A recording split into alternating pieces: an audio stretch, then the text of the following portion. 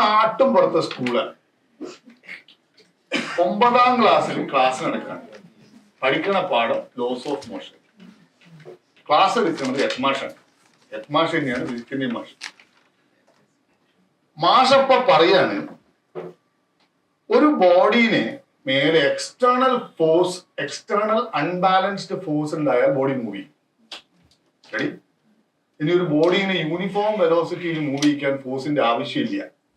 ഈ 2 സെന്റൻസ് കുട്ടികളിൽ മാഷിനെ പറഞ്ഞ് പഠിപ്പിച്ചുകൊണ്ടിരിക്കുക. അപ്പൊ സ്കൂളിന്റെ മുറ്റത്ത് ഒരു ലോറിയിൽ ഒരു വലിയ പെട്ടി പുസ്തകം ഇറക്കി. ഈ പുസ്തകം ലൈബ്രറിയിൽ എത്തിക്കണം. മഴക്കാലാണ്. പ്യൂൺ ഓടി വന്നു ഹെഡ്മാസ്റ്ററോട് പറഞ്ഞു, മാഷെ ക്ലാസ് വിടല്ലേ, ക്ലാസ് വിടല്ലേ. 9ാം ക്ലാസ്സിൽ 10ാം ക്ലാസ്സിലെ കുട്ടിക്ക് പരീക്ഷയൊക്കെയാണല്ലോ. ഇവർ കുറച്ച് വലിയ കുട്ടികളല്ലേ. മാഷ് ഒരു കാര്യം ചെയ്യണം, ഈ കുട്ടികളെല്ലാം കൂടെ കൂട്ടിയിട്ട് ഈ പെട്ടിയിൽ പുസ്തകം എടുത്ത് ലൈബ്രറിയിൽ എത്തിക്കണം, മഴ ഇപ്പൊ പെയ്യും. അപ്പൊ മാഷ് ക്ലാസ്സിലെ ലീഡറോട് പറഞ്ഞു, എടാ ഈ ഒരു കാര്യം ചെയ്യും, ഈ എൻ്റെ കുട്ടികളെയൊക്കെ കൂട്ടിയിട്ട് ലൈബ്രറിയിൽ എത്തിക്ക് പറഞ്ഞു. ഈ കുട്ടി ഒരു മിടുകനാ. മാഷ് പറയുന്നതൊക്കെ പ്രാക്ടിക്കലാക്കാൻ എപ്പോഴും താല്പര്യമുള്ള ശാസ്ത്രമേളക്കൊക്കെ പോകുന്ന കുട്ടിയാണ്. അപ്പൊ പുറത്തിറങ്ങിയപ്പോ മാഷ് പറഞ്ഞു ഇവനോട്, ഒരു കാര്യം ചെയ്യും, എൻ്റെ കുട്ടികളെയൊക്കെ കൂട്ടി ഒന്ന് ഇറങ്ങിക്കോ, ഞാൻ രാവിലെ തൊട്ടൊന്നും കഴിച്ചിട്ടില്ല, ഞാൻ ഓട്ടിപ്പോ ഒരു ചായയും കുടിച്ചിട്ട് ഉടനെ വരാം, എനിക്കാണെങ്കിൽ അസിഡിറ്റിന്റെ പ്രശ്നമൊക്കെ ഉണ്ട്, അതുകൊണ്ട് വേഗം പോയിട്ട് വരാം. അപ്പൊ ചെക്കൻ എന്ത് തുടങ്ങി, ആലോചിച്ചു തുടങ്ങി. ചെക്കൻ ആലോചിച്ചു, എക്സ്റ്റേണൽ ഫോഴ്സ് ഉണ്ടെങ്കിൽ ബോഡി പറയും മൂവ് ചെയ്യും. യൂണിഫോം വെലോസിറ്റിയിൽ ബോഡീനെ മൂവ് ചെയ്യിക്കാൻ ഫോഴ്സിന്റെ ആവശ്യമില്ല. അപ്പൊ ചെക്കൻ കൂട്ടുകാരോട് പറഞ്ഞു, എടാ നിങ്ങളെല്ലാരും കൂടി ലൈബ്രറിന്റെ മുന്നിൽ നിന്നോ, ഞാൻ ഇവിടുന്ന് ഈ പെട്ടീന്റെ മുകളിൽ എക്സ്റ്റേണൽ ഫോഴ്സ് അപ്ലൈ ചെയ്യും. അപ്പൊ റെസ്റ്റിലിരിക്കുന്ന പെട്ടി മൂവ് ചെയ്യും, പിന്നെ ഞാനങ്ങ് വിടും. കാര്യം യൂണിഫോം വെലോസിറ്റിയിൽ മൂവ് ചെയ്യുന്ന ബോഡിക്ക് മോഷൻ കണ്ടിന്യൂ ചെയ്യാൻ ഫോഴ്സിന്റെ ആവശ്യമില്ല. അവിടെ എത്തുമ്പോൾ അതിനെ നിർത്തണം, അതിനും വേണം ഫോഴ്സ്. അപ്പൊ നിങ്ങൾ ലൈബ്രറിന്റെ മുന്നിൽ എത്തുമ്പോൾ പറയും നിർത്തിയാൽ മതി, പിന്നെ നമുക്ക് അതിൻ്റെ ഉള്ളിൽ കൂടിയൊക്കെ തള്ളിയാൽ പോരെ. ശരി, കുട്ടികള് കുറച്ചൊന്ന് സംശയിച്ചു, എന്നാലും എല്ലാവരും കൂടി അപ്പുറത്ത് പോയി നിന്നു. ബൻ തള്ളി.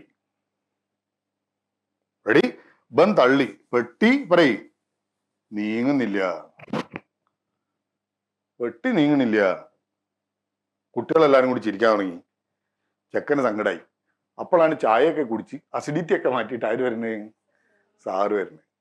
സാറിനോട് ഞാൻ ചൂടായി, നിങ്ങൾ എന്ത് വർത്താനൊക്കെയാണ് പറയണേ, കുട്ടികളെ പറ്റിക്കുകയാണോ, പെട്ടി തള്ളിയിട്ട് നീങ്ങണില്ല മാഷേ. അപ്പൊ സാറ് ചോദിക്കണം, എടാ ഞാൻ എന്നോട് എന്താ പറഞ്ഞു, എക്സ്റ്റേണൽ അൺബാലൻസ്ഡ് ഫോഴ്സ് വേണമെന്ന് പറഞ്ഞില്ലേ. അപ്പം പറഞ്ഞു, അല്ല സാറേ അൺബാലൻസ്ഡ് തന്നെയാ. കാര്യം ഞാൻ തള്ളിയിട്ട് നീങ്ങാണ്ടായപ്പോ ഞാൻ അപ്പുറത്ത് പോയി നോക്കി ആരെങ്കിലും വേറെ ഇങ്ങോട്ട് തള്ളുന്നുണ്ടോന്ന്. ആരും തള്ളിയിട്ടൊന്നുമില്ല, ഞാൻ ഒറ്റക്കേ തള്ളിയിട്ടുള്ളൂ, ഞാൻ ഒറ്റ ഫോഴ്സ് അപ്ലൈ ചെയ്തിട്ടുള്ളൂ. ബാലൻസ് ചെയ്യണമെങ്കിൽ വേറൊരു ഫോഴ്സും കൂടെ വേണ്ടേ, വേറെ ആരും തള്ളിയിട്ടില്ല, എനിക്ക് ഉറപ്പാ. അപ്പൊ സാറിന് മനസ്സിലായി, എടാ അത് ചെറിയൊരു പ്രശ്നമുണ്ട്. ഞാൻ എന്നെ പഠിപ്പിക്കാൻ അടുത്ത ക്ലാസ്സിൽ പഠിപ്പിക്കാൻ പറ്റിയൊരു ഫോഴ്സാണ്. ആ ഫോഴ്സിന്റെ പേരാണ് ഫ്രിക്ഷൻ. ആ ഫ്രിക്ഷന്റെ പ്രത്യേകത എന്താ വെച്ചാല്, ഒരു സർഫസ് പുറത്തുകൂടെ ഒരു ബോഡി നിരങ്ങുമ്പോഴോ നിരക്കാൻ നോക്കുമ്പോഴോ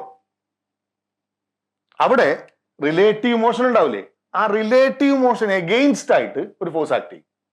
ആ ഫോഴ്സിന്റെ പേരാണെന്ത്, ഫ്രിക്ഷൻ. അപ്പൊ ചെക്കൻ ഒന്ന് തടുത്ത്, ശരിയാണല്ലോ മാഷ് അടുത്ത ക്ലാസ്സിൽ പഠിപ്പിക്കാൻ വെച്ചാണല്ലോ, ഞാൻ തിരക്കൂട്ടിയാണല്ലോ. അപ്പം അത് ശരി. അപ്പൊ സാറേ ഞാൻ തള്ളിയപ്പോ ഞാൻ ഇവനെ നിരക്കാൻ നോക്കുകയായിരുന്നു. അപ്പൊ ഇവിടെ സർഫസിന്റെ ഇടയിൽ റിലേറ്റീവ് മോഷൻ ഉണ്ടായി.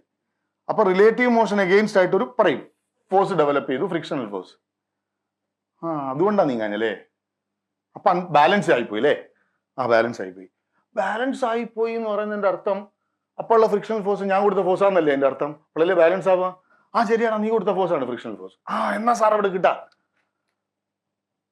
ചെക്കൻ എന്ത് ചെയ്തു, വേറൊരു ചെക്കനെ വിളിച്ചു. ഓനോട് എന്നിട്ട് ഇവൻ പറഞ്ഞു കൊടുത്തു, എടാ ഞാൻ തള്ളുമ്പോ ഫ്രിക്ഷണൽ ഫോഴ്സ് ആക്ട് ചെയ്യുന്നുണ്ട്, അതിന്റെ വാല്യൂ എന്റെ ഫോഴ്സാ, അതിന്റെ കാര്യം ഞാനേറ്റ്, നമുക്ക് രണ്ടാക്കും കൂടി ഇപ്പൊ തള്ളാം. അപ്പൊ ഫ്രിക്ഷണൽ ഫോഴ്സിന് ഞാൻ തോപ്പിച്ചോളൂ, അപ്പൊ ഈ അപ്ലൈ ചെയ്യുന്ന ഫോഴ്സ് നെറ്റ് ഫോഴ്സ് ആവുമല്ലോ, എന്ന് പറഞ്ഞ് രണ്ടാളും കൂടി തള്ളി. വെട്ടി നീങ്ങണില്ല. ചെക്കൻ പിന്നെയും മാഷോട് ചൂടായി. നിങ്ങളല്ലേ പറഞ്ഞ ഫ്രിക്ഷണൽ ഫോഴ്സ് എന്റെ ഫോഴ്സ് ആണ്, ഇപ്പൊ നെറ്റ് ഫോഴ്സ് വേണ്ടേന്ന്. അപ്പൊ സാറ് പറഞ്ഞു, എടാ ഇപ്പൊ ഫ്രിക്ഷണൽ ഫോഴ്സ് നിങ്ങൾ രണ്ടാളെയും കൂടിയുള്ള ഫോഴ്സാണ്. അപ്പൊ ചെക്കൻ കുറച്ചും കൂടെ ക്യൂരിയോസിറ്റി വന്നു. അപ്പൊ ചോദിച്ചാൽ അല്ല സാറേ ഞാൻ 3 ആളെ കൂട്ടിയാലോ? അപ്പൊ 3 ആളും കൂടിയുള്ള ഫോഴ്സാണ്. അപ്പൊ സാറ് പറയുന്നത് ഒരിക്കലും നീക്കാൻ പറ്റൂല എന്നാണോ?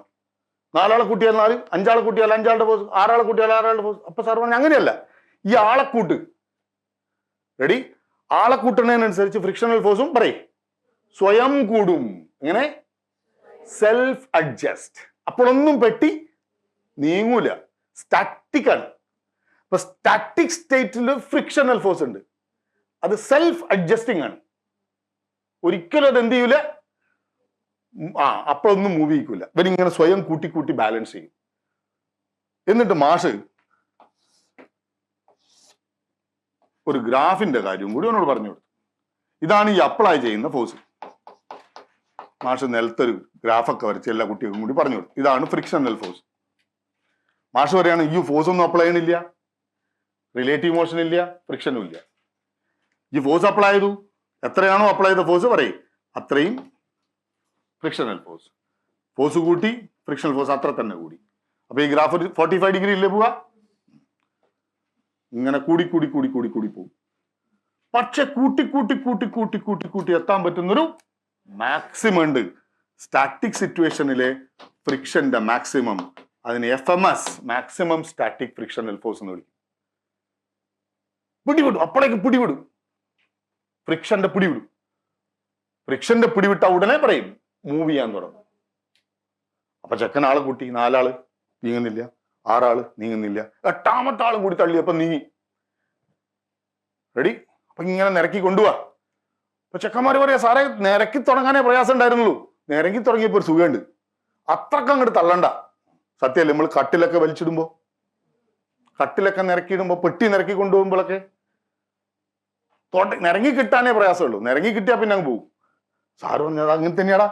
കാര്യം FMS ആണ് കൊടുത്ത മാക്സിമം വാല്യൂ. നിരങ്ങി തുടങ്ങിയാൽ പിന്നെ ഫ്രിക്ഷൻ കൈനറ്റിക് ഫ്രിക്ഷൻ ആണ്. സഡൻലി ദർ ഇസ് എ പറയും ഡൗൺ. ആ കൈനറ്റിക് ഫ്രിക്ഷൻ ഒരു കോൺസ്റ്റന്റ് ആണ്, അത് FMSനേക്കാൾ കുറവാണ്. അപ്പൊ സാറ് പറയാ നിങ്ങളിപ്പോ പെട്ടി നിരക്കി കൊണ്ടുപോലേ, ഞാൻ നിങ്ങളോട് എന്താ പറഞ്ഞേ, നിരക്കാൻ നോക്കുമ്പോഴോ നിരങ്ങുമ്പോഴോ. ഇതുവരെ നിരക്കാൻ നോക്കുകയായിരുന്നു, അപ്പൊ ഫ്രിക്ഷൻ. ഇപ്പൊ നിരങ്ങാണ്, അപ്പൊ ഫ്രിക്ഷൻ. You got it? അപ്പൊ ഒരു ബോഡീനെ യൂണിഫോം വെലോസിറ്റിയിൽ നിരക്കി കൊണ്ടുപോകണമെങ്കിൽ ഫ്രിക്ഷണൽ ഫോഴ്സ് എത്രയുണ്ടോ അത്രയും വാല്യൂ ഓപ്പോസിറ്റ് ആയിട്ട് കൊടുക്കണം. Got it? And we call it as kinetic friction. അതെങ്ങനെയുണ്ട്? So it's a simple thing. I just want to share an idea that static friction is a self-adjusting force. Within the limiting friction or within the maximum static friction ഉള്ളിൽ frictional force എന്നാൽ applied force ആണ്. Got it? അതിന് സ്വന്തമായ ഒരു value ഇല്ല, എത്ര കൊടുത്തോ അത്രയും. സ്വന്തമായുള്ള ഒറ്റ വാല്യൂ ഉള്ളൂ, ആരാ? FMS. പിന്നെ ഉള്ളൊരു വാല്യൂ ആണ് പറയും FK. FKയും FMSും അല്ലാത്ത എല്ലാ ഫ്രിക്ഷണൽ ഫോഴ്സുകളും സെൽഫ് അഡ്ജസ്റ്റിംഗ് വാല്യൂ ആയിട്ടുള്ള അപ്ലൈഡ് ഫോഴ്സ് ആണ്. റൈറ്റ്?